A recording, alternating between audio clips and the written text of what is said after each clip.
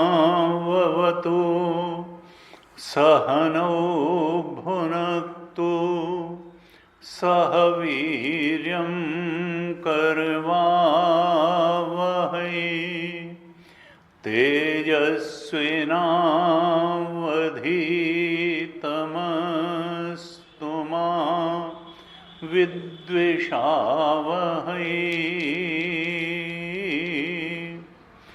ओम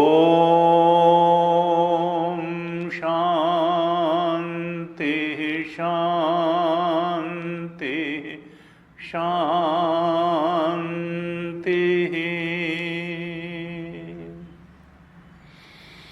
सदाशिव समारंभां शंकराचार्य मध्यमाम् अस्मदाचार्यपर्यन्तां वन्दे गुरुपरम्पराम्।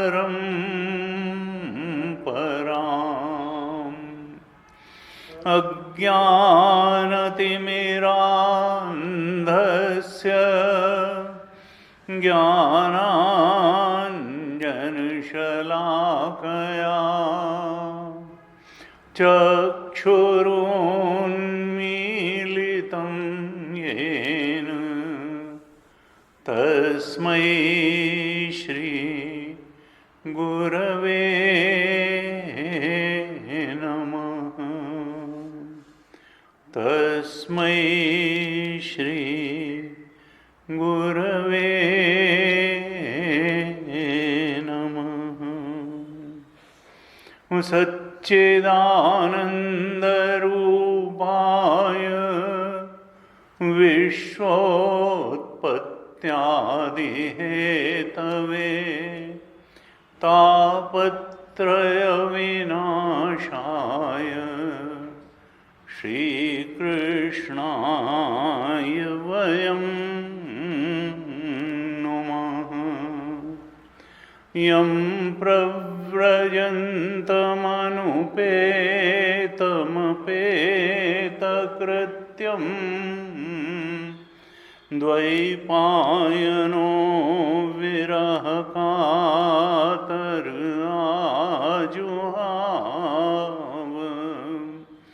पुत्रेति तन्मयतया तरवोऽभिनेदुः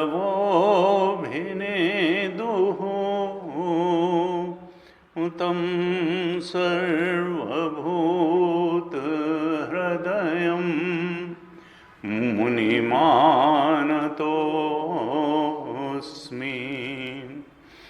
तं सर्वभूतहृदयं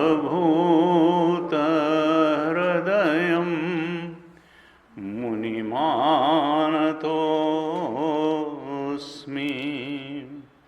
नारायणं नमस्कृत्य नरं चैव नरोत्तमं देवीं सरस्वतीं व्यासं ततो जयमुदीरयेत्। कृष्णाय वासुदेवाय हरये परमात्मने प्रणत क्लेशनाशाय गोविन्दाय नमो नमः।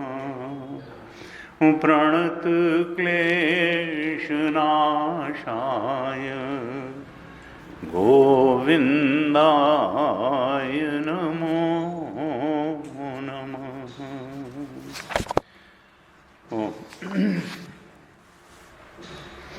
श्रीमद् भागवत महापुराण के तृतीय स्कंध पर हम चर्चा कर रहे थे। ये श्रीमद् भागवत महापुराण का तृतीय स्कंध, इसमें अंत में करीब 8-10 चैप्टर्स में ये कपिल भगवान का जो ज्ञानावतार हुआ और उनके द्वारा जो सांख्य शास्त्र का उपदेश किया गया उसका वर्णन इसमें है। कपिल भगवान अपनी माता देवहूति को उपदेश कर रहे हैं। इसमें ज्ञान मार्ग का भी उपदेश है, भक्ति मार्ग का भी उपदेश है, अष्टांग योग का भी उपदेश है। एक तरह से संपूर्ण आध्यात्मिक मार्ग का उपदेश कपिल भगवान ने इसमें किया है और उनके उपदेश का श्रवण करके उसके अनुसार फिर साधना करके उनकी माता देवहूति मुक्ति को प्राप्त हो गई। हमने 27वें अध्याय तक चर्चा की थी। 28वें अध्याय से अब आगे की चर्चा भगवान कपिल भगवान माता देवहूति से करते हैं। ये 28वें अध्याय में अष्टांग योग का वर्णन है और भक्ति योग का भी वर्णन है। अष्टांग योग हम जानते हैं कि पतंजलि महाराज ने योग दर्शन के प्रणेता कहे जाते हैं, महर्षि पतंजलि। उन्होंने 4 भागों में सूत्र रूप में, जिनको योग सूत्र कहा जाता है, अपना जो योग का आधारभूत ग्रंथ पतंजलि योग सूत्र लिखा, जिसमें पहला जो पाद लिखा उन्होंने, वो उसको पाद संख्या देते हैं, 4 पादों में उसका विभाजन किया। पहला समाधि पाद है, दूसरा साधन पाद है, तीसरा विभूति पाद है और चौथा कैवल्य पाद है। 4 पादों में यानी 4 भागों में उन्होंने अपना पतंजलि योग दर्शन लिखा। सबसे पहला समाधि पाद है, जिसमें पहला ही सूत्र लिखा कि योग चित्तवृत्ति निरोधा है। योग क्या है? चित्त की वृत्तियों का निरोध है। और अगर चित्त की वृत्तियों का निरोध हो सके तो फिर तदा दृष्टु स्वरूपे अवस्थानम, तब ये जो दृष्टा है, तो वृत्तियां तो दृश्य हैं, वृत्ति तो हम जान सकते हैं। वृत्ति का मतलब क्या है? ज्ञान प्लस विषय इज इक्वल टू वृत्ति। वृत्ति थॉट, थॉट क्या है? हर थॉट में एक ज्ञान तत्व होता है और एक विषय तत्व भी होता है। बिना विषय के कोई वृत्ति हो ही नहीं सकती है। अब ये ज्ञान तत्व जो है, ये तो आत्मा से आता है और विषय संसार से आता है। इस तरह से जो वृत्ति है वो आत्मा और संसार का एक गठजोड़ है। जड़ और चेतन की ग्रंथि जो है यही वृत्ति है, जिसमें चेतन तत्व, ज्ञान तत्व तो आत्मा से आता है और जो विषय तत्व है, जड़ तत्व है, ये संसार से आता है। विषय क्या है? कभी घर का है, कभी बाजार का है, कभी दफ्तर का है, कभी बचपन का हो सकता है, कभी भविष्य का हो सकता है। तो विषय जो उसमें है वो तो संसार से आया और ज्ञान तत्व आत्मा से आया। इस तरह ज्ञान और विषय मिलकर के वृत्ति में बन गई। हर वृत्ति को हम जानते हैं और हर वृत्ति का एक विषय होता है। अब कहा योगश्चित्त वृत्ति निरोध। तो चित्त की वृत्ति का निरोध का मतलब क्या है कि विषय का साक्षी हो जाए। आत्मा का तो निरोध हो ही नहीं सकता आत्मा तो तीनों कालों में रहेगी ही रहेगी, विषय का ही साक्षी हुआ जा सकता है। वृत्ति का साक्षी होने का मतलब यह है कि हम दृष्टा यानी ज्ञान तत्व होकर के रह जाएं और विषय के हम डिस्टेंट एंड अनअटैच्ड ऑब्जर्वर हो जाएं वृत्ति के। तो ज्ञान तो हम ज्ञान स्वरूप तो आत्मा हमारा है ही है। तदा दृष्टु स्वरूपे अवस्थानम, तब जो दृष्टा है अब वो विषय में स्थित नहीं है, वृत्ति में स्थित नहीं है, बल्कि स्वरूप में स्थित हो गया। और अगर ऐसा न हुआ तो वृत्ति सारूप्यम इतरत्र, तब ये दृष्टा अगर क्रोध की वृत्ति है तो क्रोधी बन करके रहेगा, लोभ की वृत्ति है तो लोभी बन करके रहेगा, काम की वृत्ति है तो कामी बन करके रहेगा। जिस चीज की कामना है उस चीज का कामी बन करके रहेगा। तदा दृष्टु स्वरूपे अवस्थानम, अगर साक्षी हो गया तब तो ठीक है, और नहीं तो वृत्ति सारूप्य मित्रत्र, जैसी वृत्ति होगी जैसा विषय होगा हम वैसा ही अपने को अनुभव करेंगे। शरीर तो वही रहेगा, बाहर की परिस्थिति मकान, दफ्तर, घर, ड्राइंग रूम, बेडरूम वैसा ही रहेगा, लेकिन हम रहेंगे वहाँ जहाँ हमारा मन रहेगा, जिस विषय में मन रमण करेगा, जिस आसक्ति के साथ मन रमण करेगा, हम वही हो करके रह जाएंगे। इसलिए पतंजलि महाराज ने कहा कि अगर तुम सत्य तक पहुँचना चाहते हो तो दृष्टा भाव में दृढ़ता से स्थित हो, वृत्ति सारूप्य वृत्ति बन करके जब तक रहोगे तब तक भटकते रहोगे। जैसी वृत्ति का विषय होगा तुम वैसा ही अपने को अनुभव कर लोगे। और ये कैसे होगा? तो समाधिपाद में उन्होंने कहा वैराग्य। वृत्ति का साक्षी कौन होगा? जो बहुत आसक्त है वृत्ति में, तो वो साक्षी कहाँ से होगा? वो तो लिप्त हो जाएगा। इसलिए वैराग्य बहुत, वो तो एक प्रकार से वैराग्य का उपदेश, खुली आंख से जो वैराग्य है ध्यान के समय वही साक्षित्व है।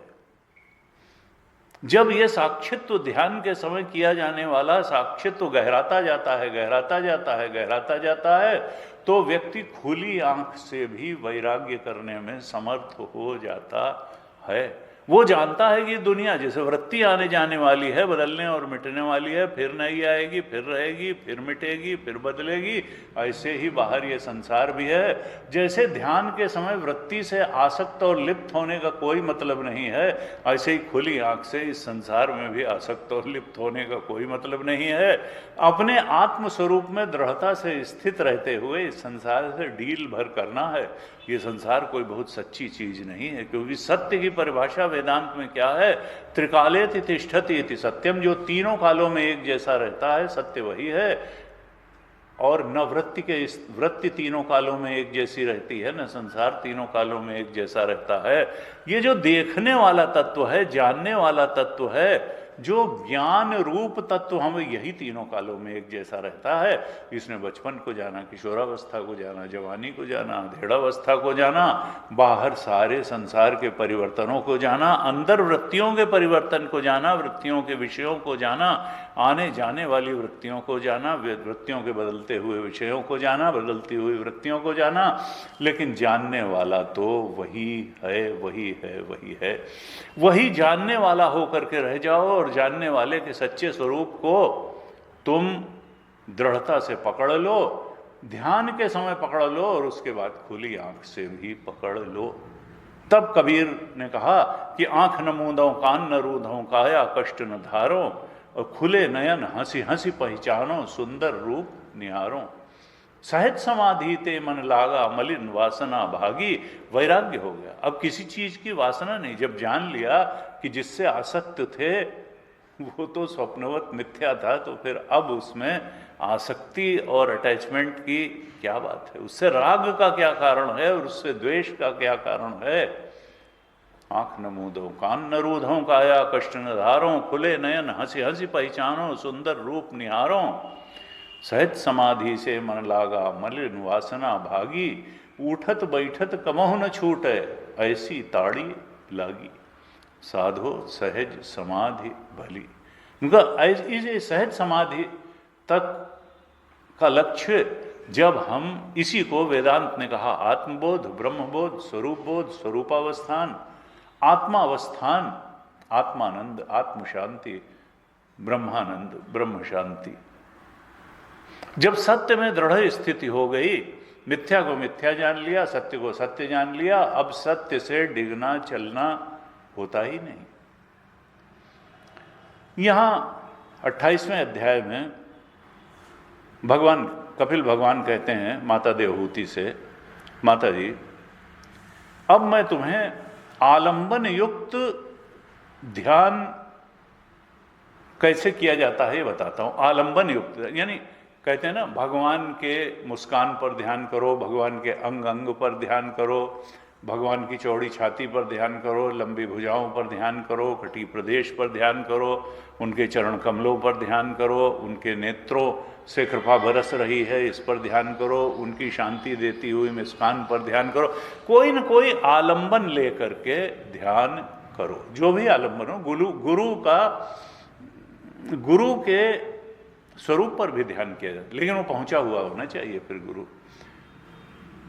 तो ध्येय के आलंबन से युक्त जो ध्यान है, कपिल महाराज कहते हैं कि ध्येय के आलंबन से युक्त ध्यान द्वारा जब लंबे समय तक हम ऐसा ध्यान करते हैं तो चित्त शुद्ध हो जाता है, पवित्र हो जाता है, और परमात्मा के मार्ग में, सत्य के मार्ग में, आत्मा के मार्ग में, परमात्मा के मार्ग में वो प्रवृत्त हो जाता है। मानो चल दिया परम सत्य को पहचानने, जानने और परम सत्य के बोध में प्रतिष्ठित होने के लिए। स्वरूप ध्यान करते करते, ध्येय आलंबन युक्त ध्येय ध्यान करते करते, ध्येय पवित्रतम ध्येय लेकर के उसका ध्यान करते करते चित्त निर्मल, शुद्ध, प्रसन्न, शांत होता जाता है और परमात्मा में सहज रूप से लगने की सामर्थ्य उसमें आ जाती है। फिर कहते हैं 28वें अध्याय के दूसरे श्लोक में ही कहा कि इसके साथ साथ और क्या करना है। तो कहते हैं कपिल भगवान, स्वधर्माचरणम शक्त्या विधर्माच्च निवर्तनम दैवालब्धेन संतोष आत्मवित चरण अर्चनम। ये काम और करना चाहिए हमको। क्या? अपने धर्म का आचरण करना चाहिए। गीता जी में कहा स्वधर्मे निधनम श्रेयो पर धर्मो भयावह।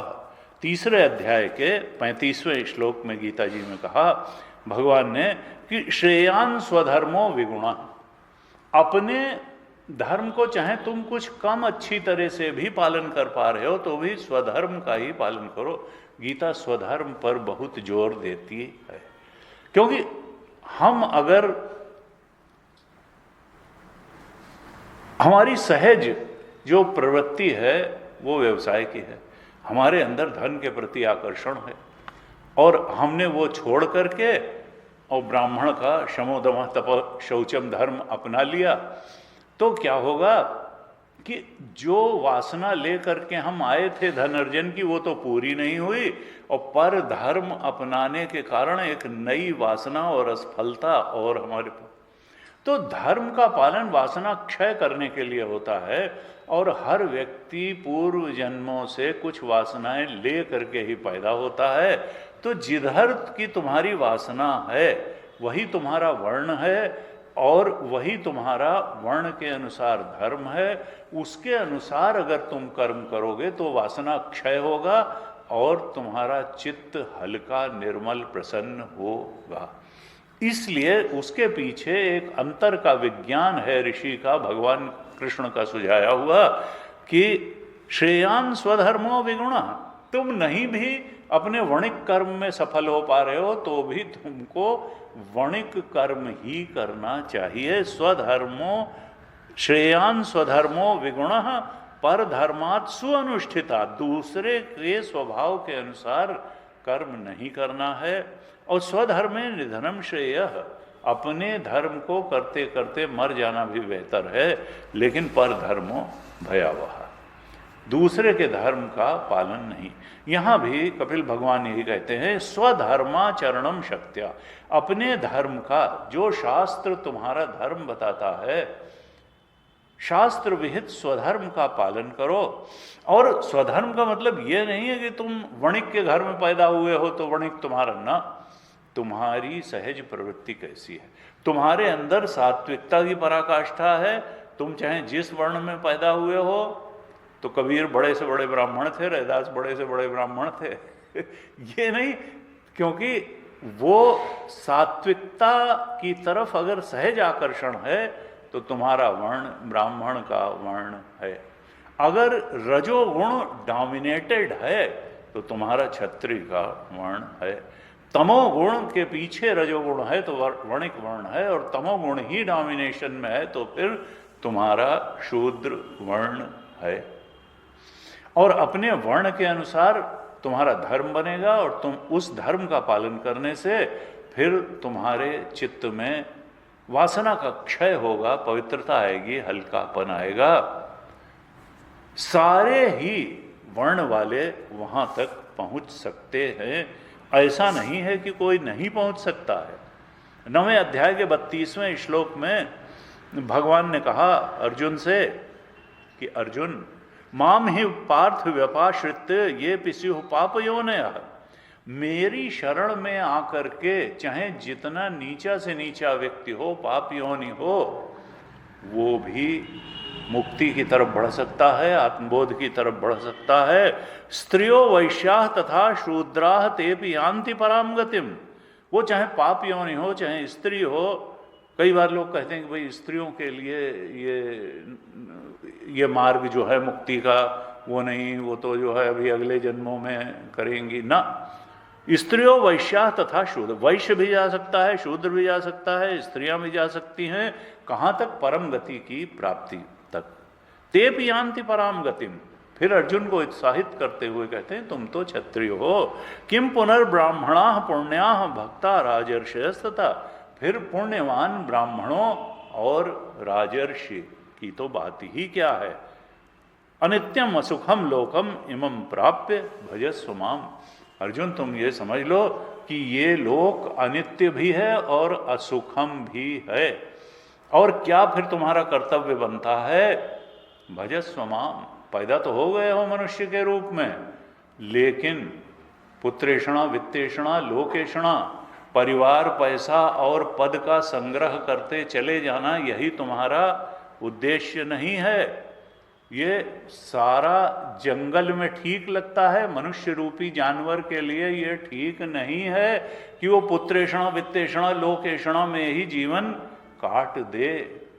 उसको तो तेपि यान्ति पराम गतिम, मनुष्य जीवन पा लिया है तो ये जान लो कि अनित्यम असुखम लोकम। इसीलिए तो विवेक मिला है कि इस संसार की निस्सारता को, इस संसार के तात्कालिक अस्तित्व को जान लो। अनित्यम ही नहीं असुखम भी है ये भी जान लो। विवेक बुद्धि इसीलिए तो मिली हुई है कि संसार को पा करके आज तक न किसी को शाश्वत सुख मिला न शाश्वत शांति मिली। आत्मा को पा करके ही शाश्वत शांति भी पाई जा सकती है, शाश्वत सुख भी पाया जा सकता है, और कोई भी उसको पा सकता है। ये पिस्युः पापयोनिः, कोई भी पा सकता है। लेकिन ये संसार की गति को भी समझना पड़ेगा, और जो चरम और परम प्राप्तव्य इस मनुष्य जीवन में संभव है, यानी आत्मबोध, आत्मशांति, ब्रह्मानंद, वो वास्तव में प्राप्तव्य है। पुत्रेषणा वित्तेषणा और लोकेषणा की पूर्ति ही, परिवार पैसा और पद ज़्यादा से ज़्यादा पा लेना, इसके भ्रम में तुम अपने को फंसाए रखते हुए साल पे साल बिता सकते हो, बर्थडे की खुशियां मना सकते हो, तुम अपने मैरिज एनिवर्सरी की खुशियां मना सकते हो, और अपने को धोखा देते हुए जिंदगी बिता सकते हो कि हम जने क्या पा लिया और हम जने क्या पा लेंगे। जब तक आत्मबोध और ब्रह्मानंद और आत्म शांति नहीं मिलेगी, इन सब थोथे आयोजनों से कुछ होने वाला नहीं है। जानवर बिना किसी 7 फेरे लिए ही बच्चा पैदा कर देता है, वो भी अपने बच्चे को आगे बचत करने लायक कुछ तरीका सिखा देता है कि देखो ये शेर है और ये भेड़िया है, इससे बच करके रहना, और यहाँ खाने का मिलेगा, इसको खा लेना। वो अपने बच्चे को पैदा भी करता है और जिंदा रहने लायक कलाएं भी सिखा देता है। अगर मनुष्यों ने पाके और इतनी बुद्धि और विवेक पा करके हमने भी केवल यही किया कि बच्चे को IIT में पढ़ा दिया और फिर कहा कि तुम एक से दूसरी उसमें कूदते हुए जो है चले जाओ, और एक नहीं दूसरी सैलरी और ज़्यादा सैलरी वाले में झट से पुरानी नौकरी छोड़ करके पकड़ लो, तो चारी महाराज कहते थे वी आर प्रोड्यूसिंग एरोगेंट और ग्रीडफुल रावणास। हम जो है लालची और लोभी रावण यहाँ पैदा कर रहे हैं कि किसी ने थोड़ा सा झुंझुना दिखाया ज़्यादा, कोई थोड़ा बड़ा पैकेज हमने छोड़ करके उसको तुरंत join. Do we have any job loyalty? हमको कोई जॉब लॉयल्टी है? हम कोई जो है अपने जो जिसने भी हमको उसके प्रति कुछ समर्पण है कि नहीं है? जब उसके प्रति समर्पण नहीं है, हम तो पैसे के गुलाम हो गए, हमने पैसे को ही भगवान मान लिया, तो भगवान तो कहीं पीछे चले जाएंगे। क्योंकि जिसके लिए पैसा ही भगवान हो गया, जिसके पीछे घूमना फिरना, भोग पदार्थों को पा लेना ही भगवान हो गया, तो उसके लिए फिर भगवान का क्या मतलब रह जाएगा? वो सच्चाई से कोसों दूर रहेगा और एक दूसरे की पीठ थपथपाते हुए, एक दूसरे से ईर्ष्या करते हुए, एक दूसरे से राइवलरी करते हुए जिंदगी के दिन पे दिन और साल पे साल काटता चला जाएगा। और ऐसे ही भटकते भटकते एक दिन काल का पंजा ही आ जाएगा। भगवान क्या कहते हैं गीता में 6 अध्याय के 14वें श्लोक में कहा कि देखो करना क्या चाहिए। प्रशांत आत्मा विगत भी ब्रह्मचारी व्रते स्थित। तुम प्रशांत आत्मा हो, ये जीवन की उपलब्धि है। 6:14 में भगवान ने कहा और विगत भी, कोई डरने की जरूरत नहीं है। विगत भी, तुम मनुष्य का देह लेकर के पैदा हुए हो, कर्म शक्ति तुम्हारे पास है, ज्ञान शक्ति तुम्हारे पास है, तुम उसका ठीक से नियोजन करोगे तो डरने की क्या बात है? प्रारब्ध पर्यंत जियोगे और जीने के साधन भी मिलेंगे। अंतःकरण में तुम्हारी शांति होनी चाहिए। ये जीवन की सफलता का मापदंड है कि अंतःकरण, मन विक्षेपग्रस्त है कि शांत है। अगर शांत नहीं है तो बाहर का बहुत पैसा और बहुत भोग पदार्थ भी, इसका मतलब तुम्हारे जीवन में कहीं कुछ गलत रास्ता है, कहीं कुछ गलत असेसमेंट है। क्योंकि सही जीवन जीने का प्रमाण क्या है कि मन एकदम शांत हो, प्रशांत आत्मा। विगत भी, भय नाम की कोई चीज ना हो। ब्रह्मचारी व्रते स्थित। ब्रह्मचारी व्रतों का मतलब ये नहीं है कि शादी ब्याह नहीं करना है और गृहस्थ जीवन में नहीं प्रवेश करना है, बल्कि ब्रह्म की तरफ बढ़ाने वाली दिनचर्या तुम्हारी है या नहीं है, या खाली पैसे और भोग पदार्थों की तरफ बढ़ने वाली ही दिनचर्या तुम्हारी है। कुछ गीता का अर्थ समझने का भी मंतव्य है। भागवत क्या कहना चाहती है, दिनचर्या कैसी होनी चाहिए, खान पान कैसा होना चाहिए, हमारा संग कैसा होना चाहिए, किन चीज़ों का जीवन में त्याग करना है, किन चीज़ों का अपनाना है, दुर्गुण किसे कहते हैं, सद्गुण किसे कहते हैं, क्या दुर्गुणों में कमी हो रही है और क्या सद्गुण बढ़ रहे हैं, इन सब का अगर इंट्रोस्पेक्शन नहीं हुआ, हमने अपने आप का ही मूल्यांकन नहीं किया, अपने ही अंतःकरण के हम निष्पक्ष जज नहीं बने, और हमने अंदर कुछ पाने का, बाहर तो बहुत आसान है पाना, और अंदर की तरफ से आंख बंद करना भी बहुत आसान है। अंदर आंख खोलना और अंदर कुछ पाना, अंदर कुछ बदलना और अंदर से कुछ ऐसा करना जिससे चेतना का उत्कर्ष होता चला जाए, ये कठिन है। क्योंकि हम चेतन हैं, लेकिन अतृप्त चेतन हैं, अपूर्ण चेतन हैं, अशांत चेतन हैं, हम बेचैन चेतन हैं। चेतन तो हम हैं, और चेतन हैं इसीलिए, और विवेकवान चेतन भी हैं।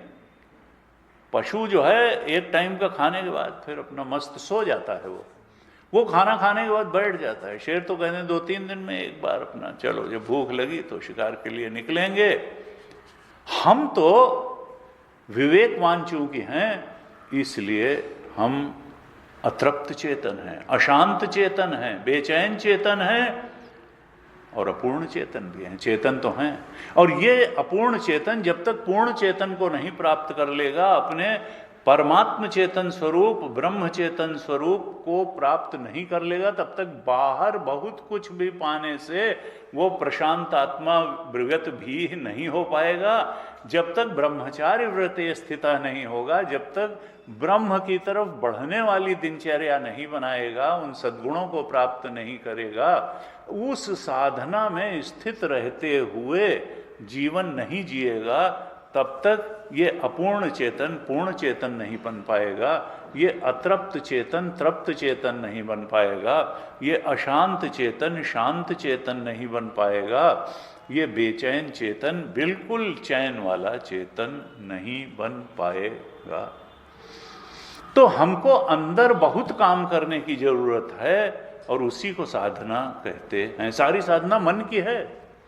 बाहर जो है शरीर और बाहर की हुई साधना का, वो शुरुआत में महत्वपूर्ण हो सकती है, शुरुआती लाभ भी दे सकती है, लेकिन वास्तव में तो अंदर को सुधारने की जरूरत है, अंदर को बदलने की जरूरत है, और अंदर के उत्कर्ष की और विकास की आवश्यकता है। जो अंदर से उठा वो वास्तव में उठा। बाहर से उठने का तो बहुत बार क्या होता है कि बाहर से लोग ताली बजाते हैं और उठता है व्यक्ति, लेकिन वो फंसता चला जाता है। यज्ञार्थात कर्मणोन्यत्र लोकोयम कर्म बंधना। ईश्वर की को समर्पित होकर कर्म अगर नहीं किया, खाली पार्षद बनने और एमएलए बनने और एमपी बनने और मंत्री बनने के लिए कर्म करते रहे, और बहुत सारा पैसा कमाने के लिए ही कर्म करते रहे, तो बंधन और कसता चला जाएगा, कसता चला जाएगा, कसता चला जाएगा। लेकिन हमारे साथ दिक्कत क्या है कि हम स्वयं अंदर से अपने को प्रमाण पत्र नहीं देना चाहते सफलता असफलता का। हम दूसरों से प्रमाण पत्र लेना चाहते हैं कि हम सफल जीवन जी रहे हैं कि असफल जीवन जी रहे हैं। तुम्हारा अगर मन शांत है तो तुम सफल जीवन जी रहे हो, और शांत नहीं है तो तुम असफल जीवन जी रहे हो। तुम खुद अपना मूल्यांकन करो। गुरु जी कहते थे कि ये शास्त्र जो है ये दर्पण है, इसीलिए लोग सच्चे गीता और उपनिषद से भागना चाहते हैं, क्योंकि वो दर्पण है, वो तुम्हारा असली चेहरा दिखा देगा। शास्त्र कि तुम खड़े कहाँ हो, तुम सफल हो या तुम असफल हो, या तुम कितने सफल हो या तुम कितने असफल हो। तो हम इसीलिए गीता के परिप्रेक्ष्य में अपने मन को, अपने सद्गुणों को, अपनी दुर्गुणों को, अपनी दिनचर्या को, अपनी साधना को, अपनी जीवन दृष्टि को नहीं आंकना चाहते हैं, क्योंकि हमको डर लगता है कि हम गलत खाने में आ जाएंगे, और कोई अपने को गलत खाने में रह करके या तो सुधारना पड़ेगा, इसलिए आंख बंद कर लो। उसके परिप्रेक्ष्य में अपना आकलन ही मत करो। तुम तो do in Rome as Romans do, जैसे सब लोग कर रहे हैं वैसे ही करो। जिसको सब लोग अच्छा समझ रहे हैं उसको अच्छा समझो। जिस पर सब लोग ताली बजा के उछल उछल करके नाच रहे हैं, बस वैसे ही तुम भी नाचो और वही सब क्रियाएं करो। मौलिक चिंतन करने की कोई ज़रूरत ही नहीं है, क्योंकि मौलिक चिंतन अगर करोगे तो फिर तुमको बदलना पड़ेगा, बाहर से नहीं अंदर से बदलना पड़ेगा, और जिसमें थोड़ा कठिनाई होगी। यहाँ 6ठे अध्याय के 14वें श्लोक में भगवान ने कहा था मनः संयम, उसमें ब्रह्मचार्य व्रत क्या होगा, ब्रह्म स्वरूप के बोध के लिए कौन सा व्रत करना पड़ेगा। मनः संयम में मत चित्तो, मन का संयम करना ही पड़ेगा, यानी मन को और इंद्रियों को गीता और उपनिषद के अनुसार लगाना पड़ेगा। आत्मचिंतन में, भगवत चिंतन में, सद्गुणों के चिंतन में लगाना ही पड़ेगा। स्वरूप बोध की, हमारा स्वरूप के चिंतन में लगाना पड़ेगा। और इसलिए मन संयम में मत चित्तो, तुमको कृष्ण चेतना सर्वोच्च चेतना है, और हमको भी उस कृष्ण चेतन की तरफ बढ़ना, आत्म चेतन परमात्म चेतन की तरफ बढ़ना जीवन की सार्थकता है, जीवन का परम कल्याण है। इस बात को समझ करके उधर बढ़ना ही पड़ेगा। मना संयम में मत चित्तो, हमको संसार चित्ता ही बन के नहीं, मत चित्ता कृष्ण चित्ता बन के रहना पड़ेगा। युक्त आसीत मत पर, भगवान कहते हैं मुझसे जुड़ करके रहो, संसारी ego and ego centric desires से ही जुड़कर मत रहो, अहम और अहम केंद्रित इच्छाओं से ही जुड़ करके मत रहो। तुम तो मुझसे जुड़ करके रहो और मेरी प्रेरणा से कर्म करो, मेरे आदेश के अनुसार कर्म करो। मत परह, मुझे ही सर्वश्रेष्ठ मान करके कर्म करो। अपनी इच्छाओं की पूर्ति को सबसे ऊंची बात मान करके कर्म मत करो और बंधन में पड़ जाओगे। इच्छाओं को पूरी करके व्यक्ति प्रशांत आत्मा विगत भी नहीं होता, इच्छाओं का त्याग करके प्रशांत आत्मा विगत भी होता है।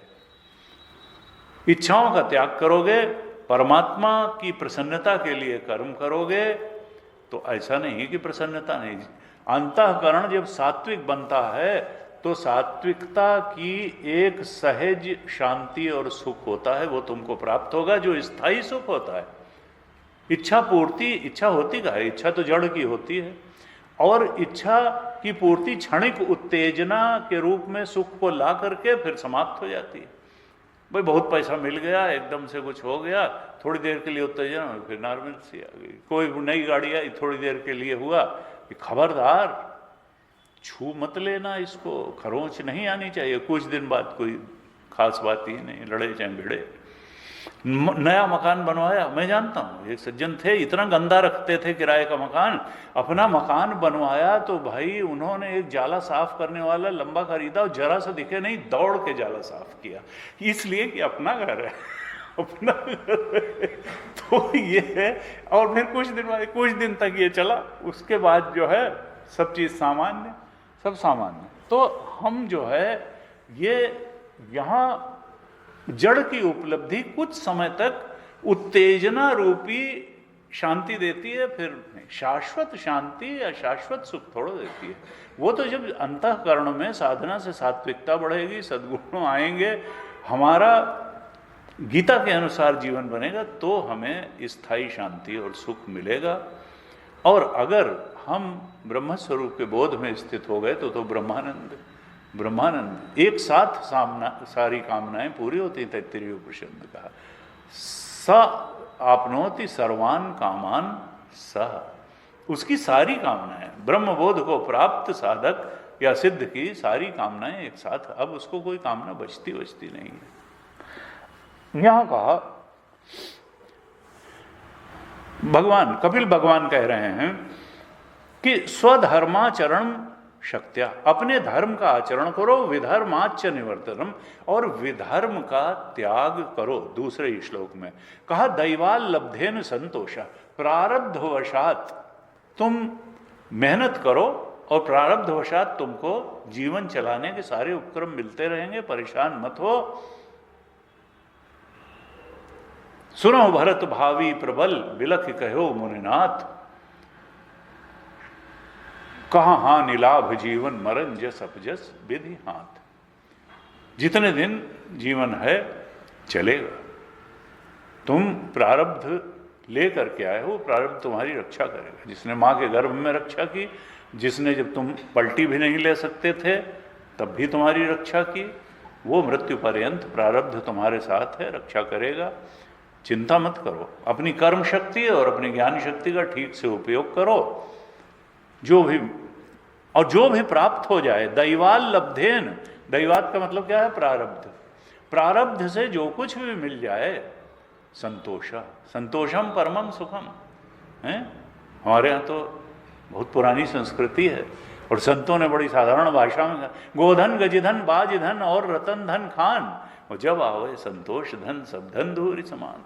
संतोष परमम सुखम, संतोष से बड़ा सुख कोई नहीं है।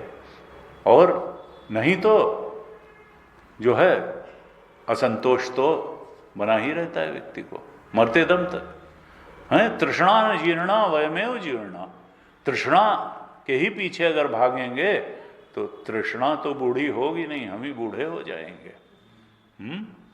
आशा तृष्णा ना मोई, मर मर गए, शरीर मर जाएगा, आशा तृष्णा नहीं लगती। ये भी मिल जाता है, ये भी मिल जाता है।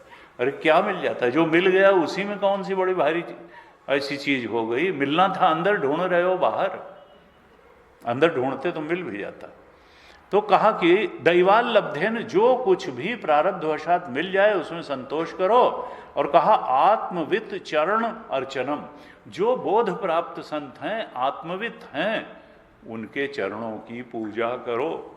यानी कुछ लोग कहते हैं, देखिए एक बात बताए देते हैं, हम कोई नास्तिक नहीं है, आई बिलीव इन गॉड, लेकिन I just reject these human gods. ऐसे अंग्रेजी में बोल करके अपनी बेवकूफ़ी को महानता के रूप में प्रदर्शित करने का प्रयास करते हैं, कुत्सित प्रयास करते हैं। I believe in God but I don't believe in human God. यानी हमें संत में कोई विश्वास नहीं है, हाँ भगवान में हम विश्वास करते हैं। और गुरु जी हमारे क्या कहते हैं, स्वामी तेजोवैन ji, you have to love great for loving greatest. अगर तुम ग्रेटेस्ट से, परमात्मा से प्रेम करना चाहते हो तो बिना ग्रेट यानी संत से प्रेम किए तुम कभी परमात्मा तक पहुंच नहीं पाओगे। Love great for loving greatest. कहा भगत तात अनुपम सुख मूला, और मिला ही जो संत हो ही अनुकूला। भक्ति भी संत से ही मिलती है, ज्ञान भी संत से ही मिलता है। अरे और तो और, कर्म भी अगर हम अच्छा कर पाते हैं तो कोई अच्छा मास्टर हमको मिलता है जो हमको वो टेक्नोलॉजी सिखाता है। नहीं तो गाजियाबाद में 100 इंजीनियरिंग कॉलेज थे, लेकिन 7,000 की नौकरी को तरस जाते थे उनमें पढ़े हुए लोग। जाने कितने MBA खुल गए, लेकिन अब IIM अहमदाबाद की बात थोड़ा वहाँ आती है।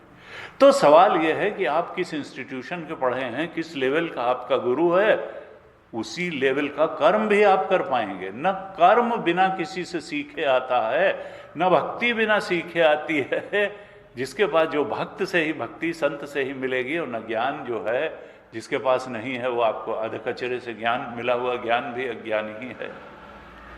तो यहां कहा आत्मविद चरण अर्चनम, जो आत्मबोध को प्राप्त हो चुके हैं ऐसे ज्ञानवान संतों के चरणों की पूजा करो। ऋते ज्ञानात् न मुक्ति, तब जो है तुमको वो ज्ञान देंगे। क्योंकि गूढ़ सत्य न साधु दुरावें, आरत अधिकारी जो पावें। कहा संत मजबूर हो जाता है गूढ़ तत्व को भी प्रकट करके बताने के लिए, जब कोई तड़प से भरा हुआ अधिकारी शिष्य उसके पास जिज्ञासु आता है। तो आत्मविचरण यानी संतों के चरणों की, आत्मज्ञानियों के चरणों की पूजा करें। फिर कहते हैं तीसरे श्लोक में, ग्राम्य धर्म निवृत्तिश्च। ग्राम्य धर्म, ग्राम्य का मतलब क्या होता है हमारे यहाँ कि मौसम, जैसे तुलसीदास जी ने कहा, मौसम कौन कुटिल खल कामी, मेरे समान भगवान कौन। और ये देखिए तुलसी इतने पवित्र आत्मा और इतने भगवान के भक्त वो, लेकिन वो शेखी नहीं बघार रहे हैं कि मेरा जैसा कौन। मतलब मौसम कौन कुटिल खल कामी, मेरा जैसा कुटिल दुष्ट खल और इच्छा परायण जीवन जीने वाला, जबकि वो पूरा भगवत परायण जीवन जी रहे थे। मौसम कौन कुटिल खल कामी, मैं कैसा हूं जैसे शूकर ग्रामी। जैसे गांव का वो इंग्लैंड का मेवा और मक्का खाने वाला सुअर नहीं हूं मैं तो गांव का विष्ठा खाने वाला, इधर उधर की गंदगी में मुंह घुसेड़ने वाला जैसे शूकर ग्रामी। तो ग्राम्य का मतलब यह है जिसका आचरण ठीक नहीं है, जिसके अंदर दुर्गुण भरे हुए हैं, ऐसा उनका एक अपना जो है भगवान के चरणों में अपनी कमियों को रखने का प्रयास करते हैं अपनी प्रार्थनाओं में।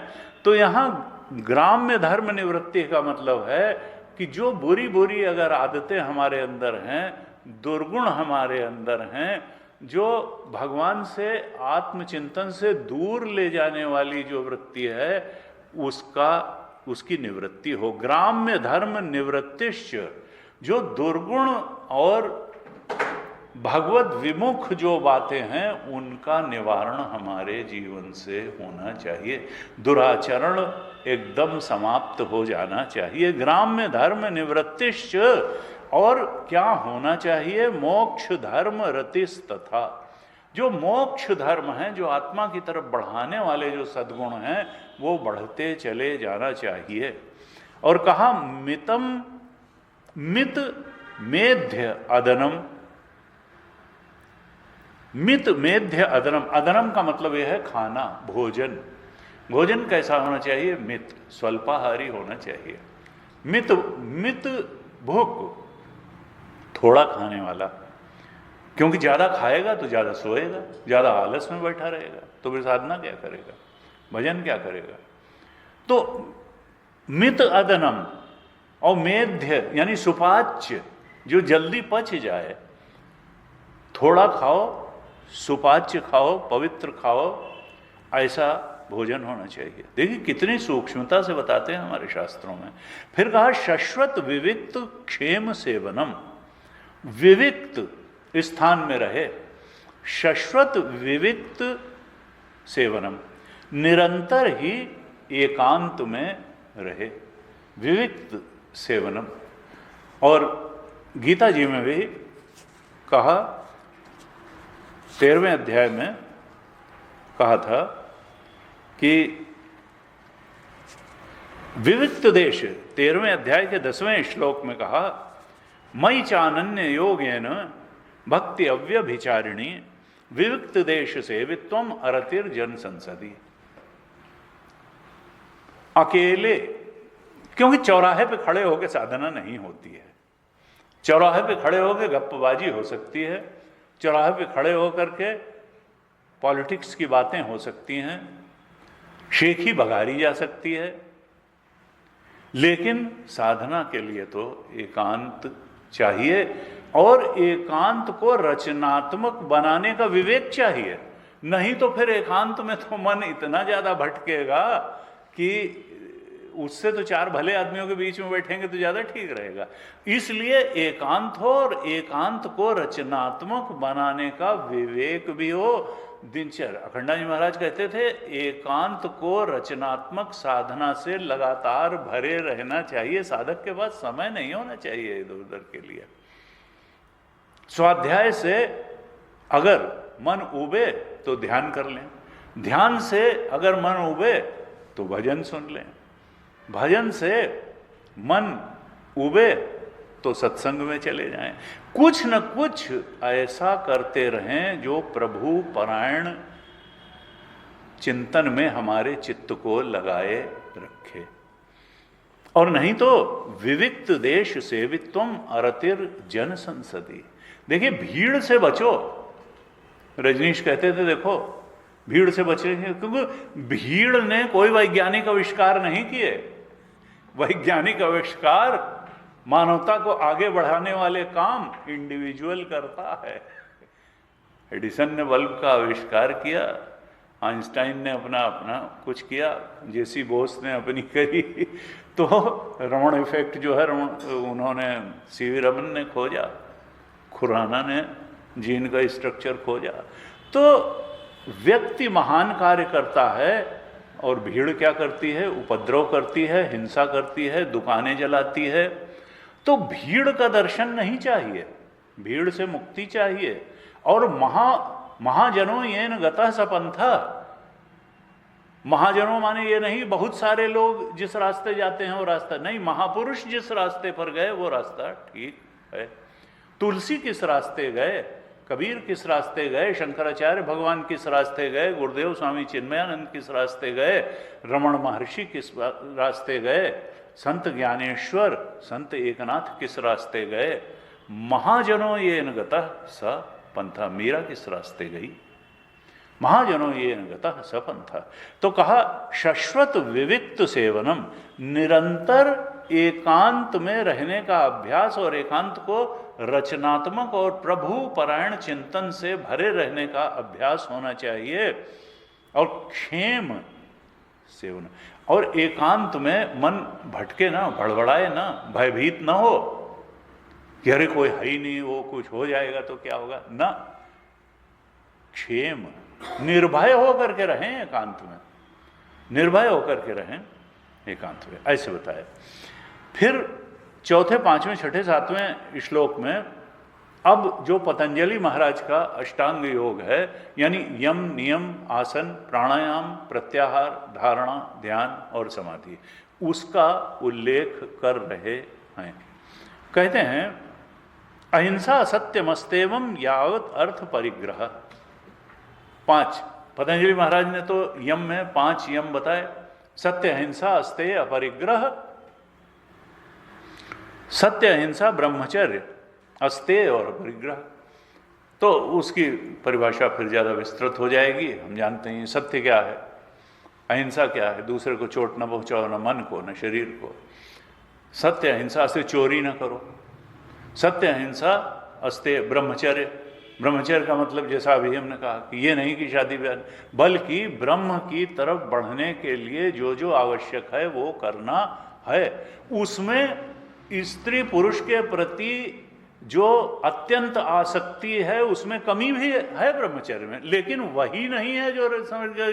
ब्रह्मचर्य का मतलब ये है कि बस न शादी करना है, न ब्याह करना है, न गृहस्थ जीवन, ये नहीं है, बल्कि काम के प्रति अत्यंत आसक्ति का निवारण।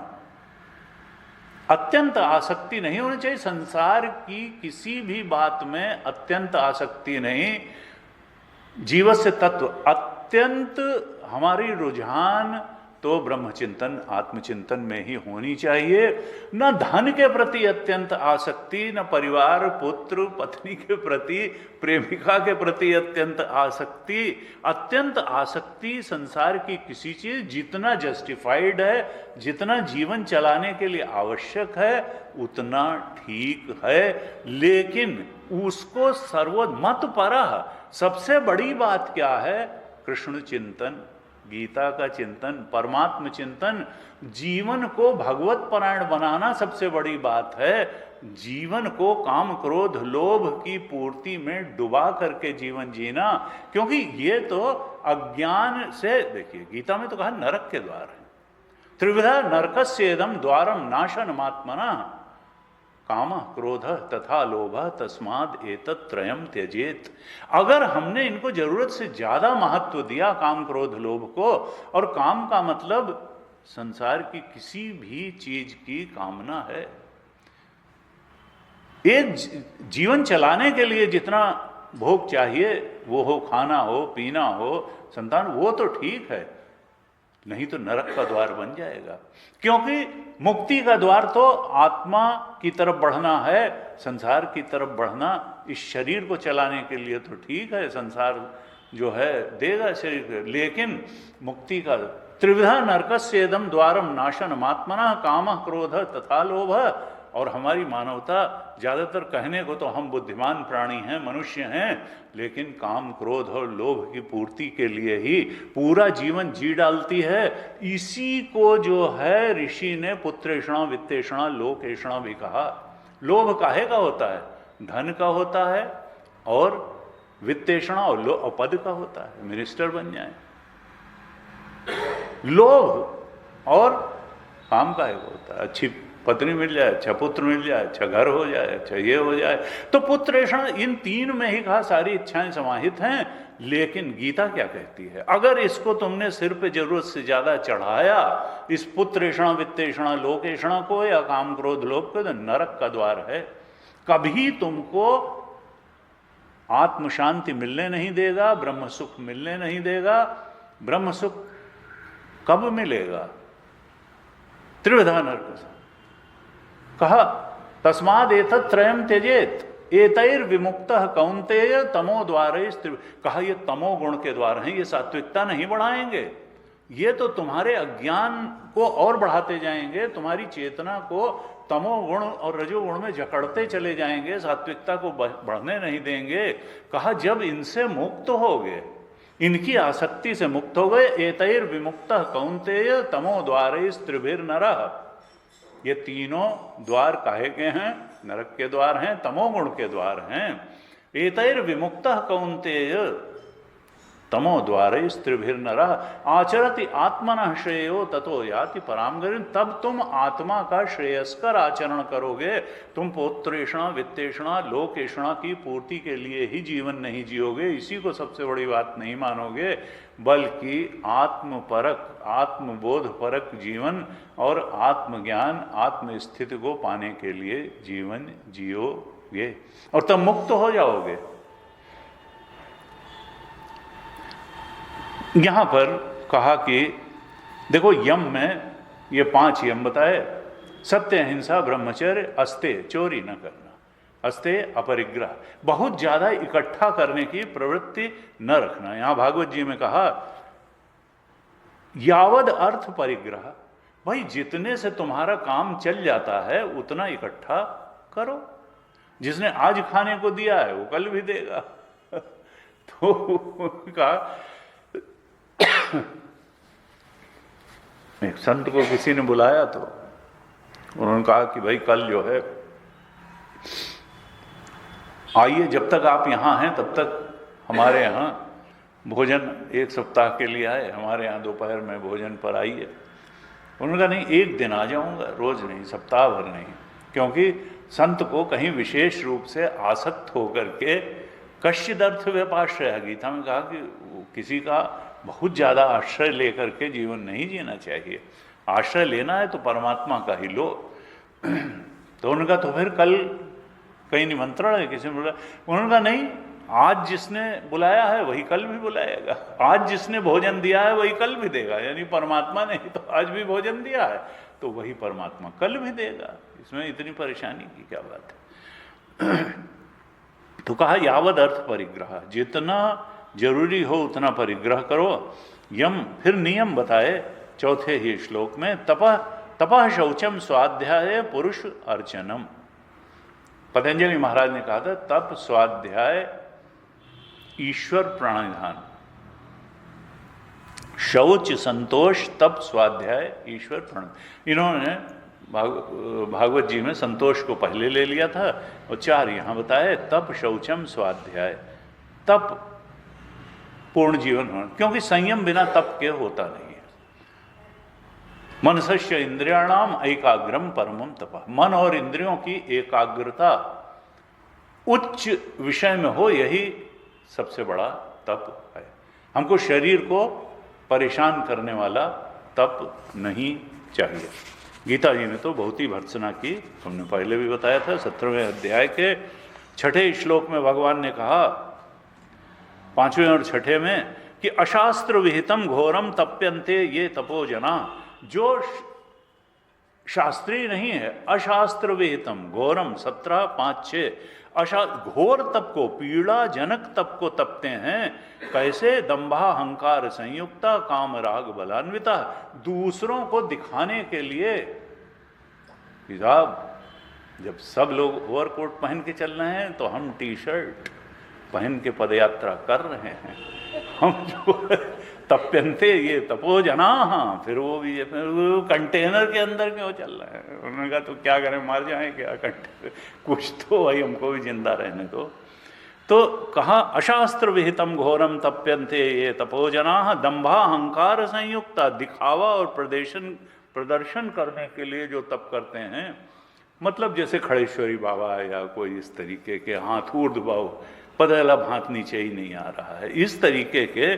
कहा कर्षयंतः शरीरस्थम भूतग्रामम अचेत, वो मनमानी प्रकार से जो तप कर रहा है वो केवल अपने को ही कष्ट नहीं दे रहा है। माम चैवांतः शरीरस्थम तान विद्य असुर निश्चयन, वो अपने शरीर में बैठे हुए मुझ कृष्ण चेतन को भी कष्टित कर रहा है।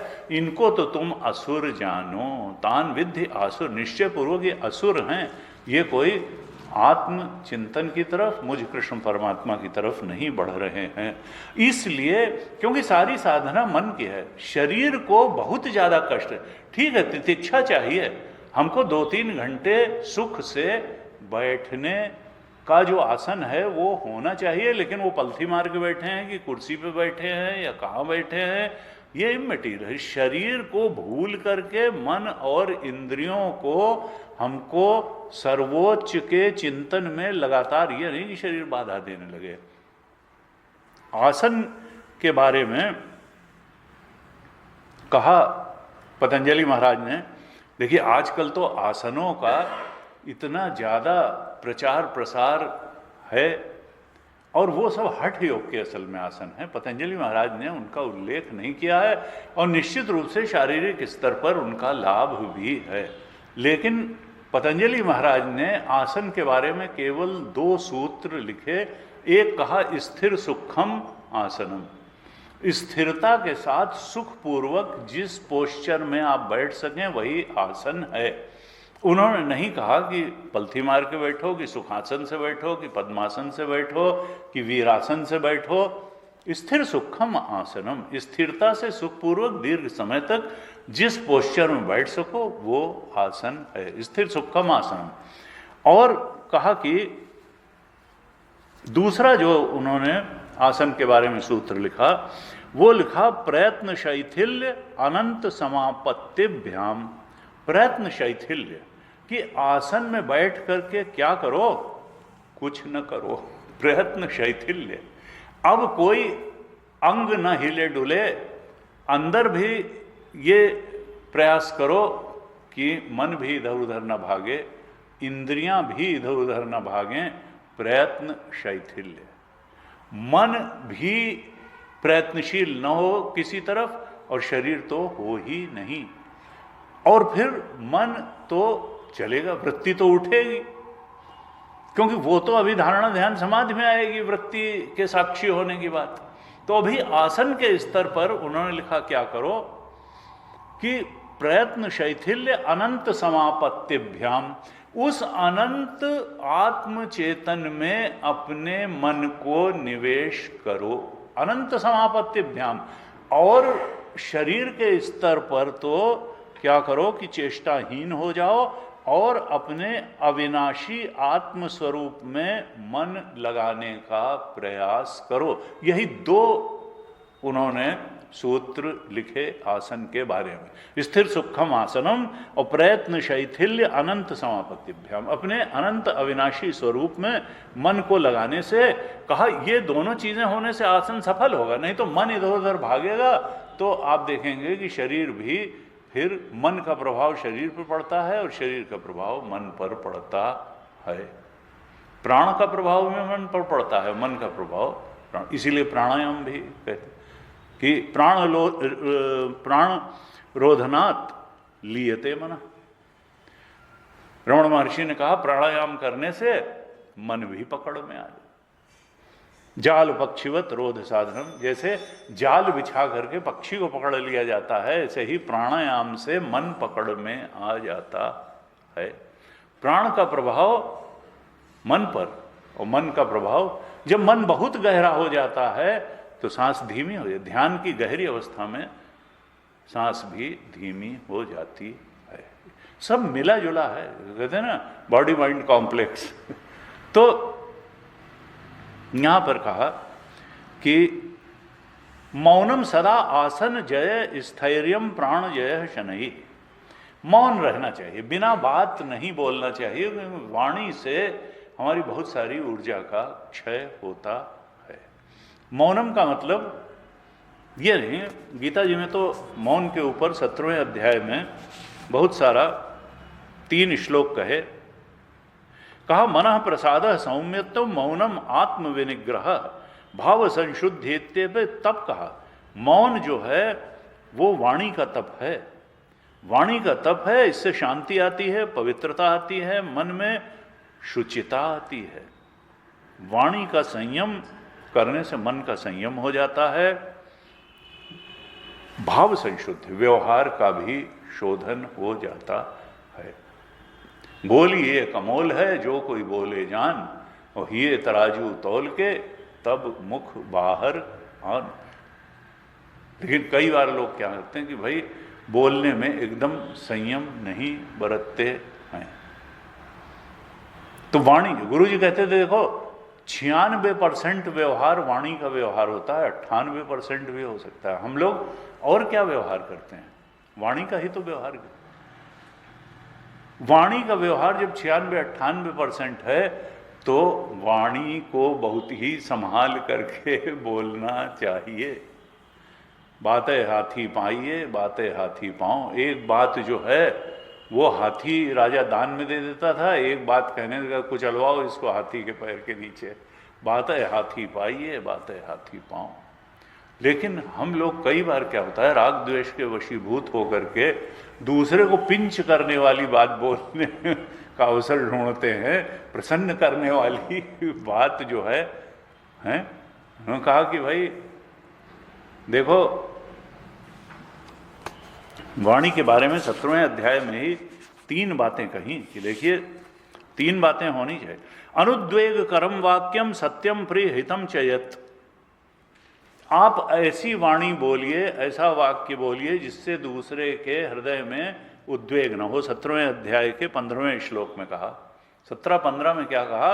अनुद्वेग करम, जिससे उसके में क्रोध या किलकिलाहट उत्पन्न, उसको देखा, उसको नीचा दिखाई दिया। तो अनुद्वेग करम वाक्यम, जिससे उसके चित्त में उद्वेग, उद्विग्नता न पैदा हो। उद्विग्नता न पैदा, ये उद्विग्नता पैदा करने वाला अगर हमारा व्यक्तित्व है तो वो अनाध्यात्मिक व्यक्तित्व है। अब गीता ही चलने लगी। उद्विग्नता के बारे में दूसरे अध्याय के 56 श्लोक में भगवान ने कहा था, स्थित प्रज्ञ कौन है? कौन है? आत्मबोध प्राप्त संत, ब्रह्मबोध प्राप्त। कहा दुखेषु अनुद्विग्न मनाः सुखेषु विगत स्पृहा, जिसके मन में उद्विग्नता नहीं होती है, सुख में स्पृहा नहीं होती, दुख में उद्विग्न नहीं होता, वीतराग भय क्रोधा स्थित धी मुनि उच्यते। तो बार बार पूरी गीता में कहा कि देखो, न तो तुम्हारा चित्त उद्विग्न हो, न तुम किसी का चित्त उद्विग्न करो।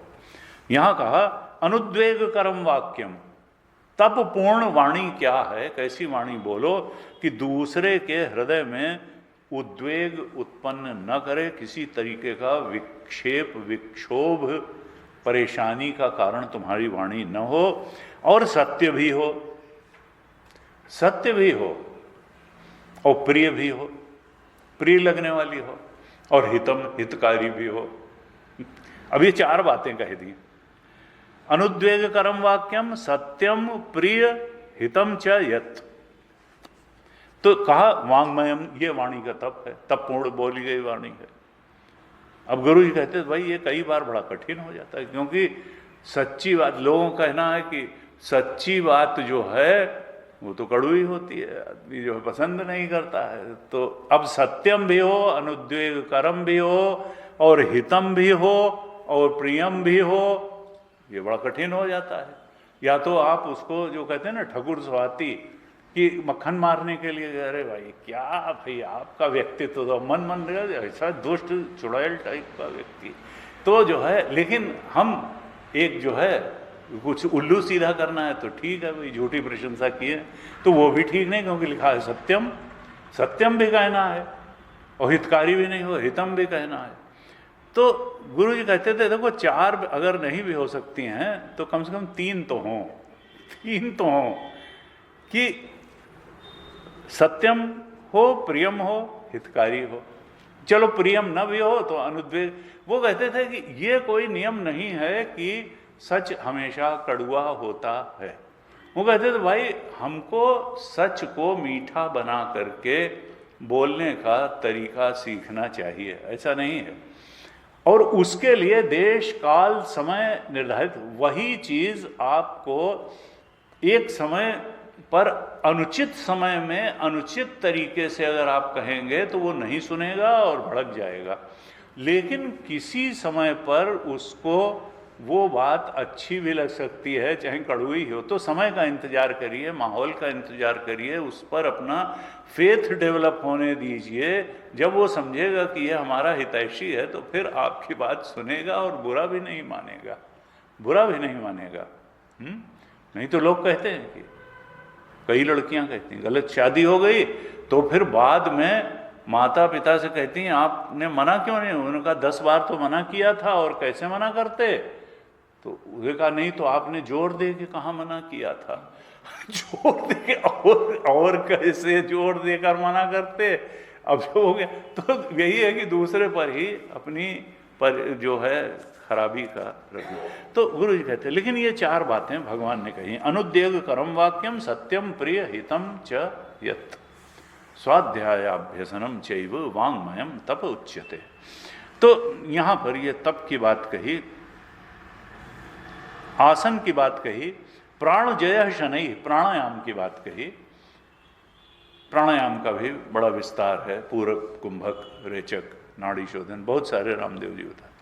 प्रत्याहारम च इंद्रियाणाम, और प्रत्याहार इंद्रियों से केवल हम संसारी बातों का ही ग्रहण न करें बल्कि प्रत्याहार आत्मचिंतन में भी इंद्रियों को लगाएं, सत्संग में जाएं, इंद्रियों से स्वाध्याय और सत्संग करें, आत्मा के बारे में जानकारी इकट्ठा करने, श्रवण करने के लिए इन इंद्रियों का उपयोग करें, मन का उपयोग करें।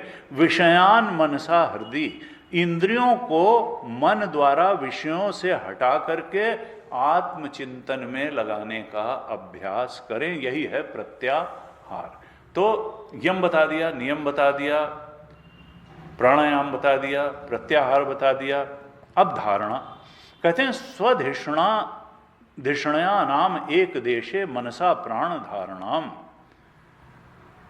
जो हमारे 7 चक्र हैं, मूलाधार, स्वाधिष्ठान, मणिपूरक, ऐसे जो हृदय का अनाहत, आज्ञा, सहस्रार, स्वाधिष्ठान, मणिपुर, तो कहा हम मूलाधार, स्वाधिष्ठान कहीं पर भी एक चक्र पे या किसी भी पवित्र आलंबन पर एक देश चित्त बंधस्य धारणा, उसी में चित्त को लगा दें, एक आलंबन में ही चित्त को एकाग्र कर दें, ये है धारणा। देश में एक देश, यहां देश की प्रधानता से है, धारणा क्या है, देश की प्रधानता से है। पतंजलि मार्ग एक देश चित्त बंधस्य धारणा, देश की प्रधानता से। और ध्यान क्या है, कहा काल की प्रधानता से ध्यान, उसमें निरंतरता होनी चाहिए। ध्यान क्या है कि नैरंतर्य होना, वैकुंठ लीला अभिध्यानम, जैसे अनन्यास चिंतयन्तो माम, निरंतर भगवत चिंतन करें, आत्मचिंतन करें, तो ये ध्यान है। संस्कृत में ध्यान शब्द ध्याय चिंतायाम, चिंतन का अर्थ है ध्यान। चिंतन करें क्या, परम सत्य का चिंतन करें, परमात्मा का चिंतन करें, कृष्ण के स्वरूप का चिंतन करें, आत्मा के स्वरूप सच्चिदानंद का चिंतन करें। कहा ये ध्यान है, कुछ नहीं तो फिर वैकुंठ की लीला का ध्यान करें पर। फिर समाधानम च आत्मना, समाधि क्या है, समाधान क्या है, आत्मा में दृढ़ता से चित्त का स्थिर हो जाना, आत्म स्थिति को पा लेना, ये समाधि है। तो कहा 7वें श्लोक में कहा एतैहि अन्यैश्च पथिभिः मनोदृष्टम असत्पथम, ये जितने यम नियम आसन प्राणायाम प्रत्याहार धारणा ध्यान समाधि या स्वधर्माचरण विधर्म से बचना, प्रारब्ध में संतोष रखना, बोध प्राप्त संतों के चरणों की अर्चना करना, दुर्गुणों से दूर जाना, सद्गुणों में को जीवन में लाना, भोजन विविक्त देश सेवित्वम, ये सब चीज़ें जो बताई हैं, इन सब तरीकों से और दूसरे तरीकों से भी मनोदृष्टम असत पथम, अपने मन को असत पथ से हटा लेना। असत पथ क्या है, संसार को जरूरत से ज़्यादा, संसार के भोग पदार्थों को जरूरत से ज़्यादा महत्व देना, उन्हीं को जीवन का चरम और परम लक्ष्य मान लेना, और ब्रह्म चिंतन और ब्रह्मबोध और आत्मबोध को बिल्कुल, ये यही असत पथ है। बाहर को ही महत्व देते रहे और अंदर जो अंतरतम में बैठा हुआ स्वरूप है उसको महत्व नहीं दिया। तो दुष्टम असत पथम, जो असत पथ है उधर से मन को हटाना, और बुद्ध्या इंजीत शनकई जित प्राण ही अतंद्रिता, हमको विवेक बुद्धि द्वारा बड़ी सावधानी से संसारगामी चित्त को और इंद्रियों को जीत लेना चाहिए, और शुचौ देशे प्रतिष्ठाप्य विजित आसन आसमना, और पवित्र देश में आसन बिछा करके उस पर स्थित होकर के सुख पूर्वक बैठ करके आत्मचिंतन करना चाहिए, आत्मा में मन को लगा देना चाहिए। 11वें श्लोक में कहते हैं ये सब करने से बड़ा शुभ परिणाम होता है। क्या होता है? प्राणायाम ही देश दोषान। अब इनका लाभ बता रहे हैं, पतंजलि भगवान ने, महाराज ने भी बताया कि इसका क्या लाभ होता है। यहाँ कहा प्राणायाम ही देश, प्राणायाम से देह के दोषों की निवृत्ति हो जाती है। और देह के दोष हम जानते हैं, रोग किसी भी प्रकार के, भागवत जी प्रमाण हैं उनका, अगर तुम प्राणायाम करोगे तो देह दोषान, देह के दोषों से मुक्ति तुमको मिल जाएगी प्राणायाम द्वारा। और धारणा भीष्य किलबिषान, धारणा अगर करोगे पवित्र आलंबन में देश के, उस धारणा से पापों से निवृत्ति हो जाएगी। किलबिष, जिन्होंने तुमको आत्मचिंतन से दूर रखा है, संसार को ही सत्य मानने के लिए, जो दुर्गुणों को ही सद्गुण मानना, तो धारणा से किलबिषान की निवृत्ति होती है, पाप की निवृत्ति हो जाती है। और प्रत्याहारेण संसर्गान, जो संसर्ग के विषयों से जो आसक्ति है, जो जहाँ संग नहीं करना है वहाँ संग का जो दोष लगा हुआ है, वो प्रत्याहार से उससे मुक्ति हो जाती है, यानी इंद्रियों पर उच्चतम स्तर की विजय हो जाती है। और ध्यानेन अनीश्वरान गुणान, जब हम ध्यान करना शुरू करते हैं तो जो अनीश्वरान गुणान हैं, जो ईश्वर से उल्टी दिशा में हमको ले जाते हैं, यानी राग और द्वेष, संसार से किए गए राग और द्वेषों की निवृत्ति हो जाती है। किससे? ध्यान से। तो प्राणायाम से देह के दोषों की निवृत्ति, धारणा से मन के पापों की निवृत्ति, प्रत्याहार से इंद्रियों पर उच्चतम विजय हो जाती है, विषयासक्ति समाप्त होती है, और ध्यान से राग द्वेष से मुक्ति हो जाती है। इतना सब अगर हो जाए तो फिर आत्मबोध तो निकट ही है। इस प्रकार से ये कहा कि देखो 35वें श्लोक में कहा, जैसे तेल के चुक जाने पर दीप शिखा अपने कारण रूप तेजस तत्व में विलीन हो जाती है, वैसे ही ध्यान से आत्मा अपने राग और द्वेष से रहित होकर के, ये मन राग द्वेष से रहित होकर के शांत हो जाता है, आत्माकार ब्रह्माकार हो जाता है। जो उपाधि से आसक्ति है वो निवृत्त हो जाती है। जो प्रमेय प्रमाण प्रमाता और प्रमा, इसी में सत्य बुद्धि, क्योंकि हम बुद्धि और बुद्धि से जाने जाने वाले विषयों में बहुत सत्य बुद्धि रखते हैं, और आत्मा क्या है? बुद्धि के परे है। वो तो बुद्धि को भी ज्ञान देने वाला तत्व है, बुद्धि से पकड़ में नहीं आएगी, क्योंकि ये बुद्धि के परे है, और बुद्धि का भी अधिष्ठान और प्रकाशक है, संसार का भी अधिष्ठान और प्रकाशक है। इसलिए इसको समझना कठिन है, क्योंकि ये बुद्धि के साक्षी होकर के समझा जाता है, बुद्धि से नहीं समझा जा सकता है। जैसे बुद्धि की सीमा यह है कि संसार की तो सब बात हमको बता सकती है, ये भगवान की बात नहीं बता सकती है। बुद्धि का भी जो प्रकाशक और अधिष्ठान है वो परमात्मा है, वो हमारा आत्मा है। इसलिए बुद्धि वृत्तियों का साक्षी होकर के हम वो हो सकते हैं, लेकिन बुद्धि से हम उसको जान नहीं सकते हैं। सोई जानत तुम देहु जनाई, और जानत तुम्हें तुम्हें हो जाई। यमे वैश वृणुते तेन लभ्य तस्य, हमको प्रेम करना होगा आत्मा को। हम जिससे प्रेम करते हैं वो अपने स्वरूप को हमारे सामने अनावृत कर देता है। परमात्मा से प्रेम करो, इतना प्रेम करो, इतना प्रेम करो, इतना प्रेम करो, कि वो अपने स्वरूप को अनावृत कर दे, यमे वैश्य, और उसके लिए हृदय से उसका वर्ण करो, उसके अलावा किसी का वो वर्ण कैवल्य की स्थिति आ जाए कि तुम्हारे अलावा किसी का वर्ण नहीं है हमारा, हम तो चाहते हैं तो तुम ही को चाहते हैं, आधा अधूरा नहीं चाहते हैं। संसार एक काम चलाओ चाहने की जगह है, असली चाहने का आलंबन तो परमात्मा ही है। जब इतना प्रेम और इतना वर्ण होता है तो फिर तस्य ईश आत्मा विवृणुते, उपनिषद ने कहा कि उसके सामने ये आत्मदेव अपने को अनावृत कर देते हैं। वो फिर एक अखंड परमात्मा को सब जगह अनुगत देखता है, सब जगह व्याप्त देखता है, वो परमात्मा की ही सत्ता देखता है, बाकी की आभासी सत्ता देखता है। ऐसा वो ये योगानुष्ठान का अमित प्रभाव है।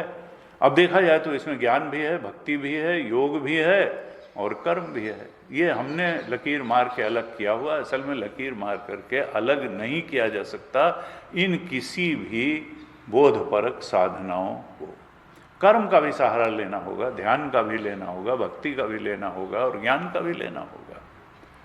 तो वो जो सबका आधार है, जो भक्ति, ज्ञान, कर्म, योग सबका आधार है, हमारा ही अपना आत्मा जो परमात्मा है, जो ब्रह्म है, उसके बोध तक पहुंचा जा सकता है। हताश होने की बात नहीं है। उद्धरेद आत्मनात्मानम नात्मानम अवसादयेत, आत्मा ही व आत्मनो, हम ही अपने सबसे बड़े।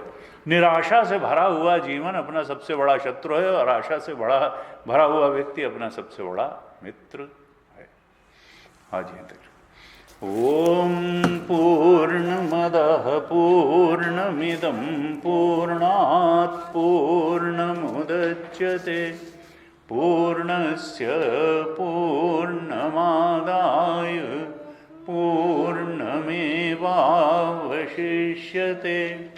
ओम शांति शांति शांति। हरिः ओम श्री गुरुभ्यो नमः। हरिः ओम।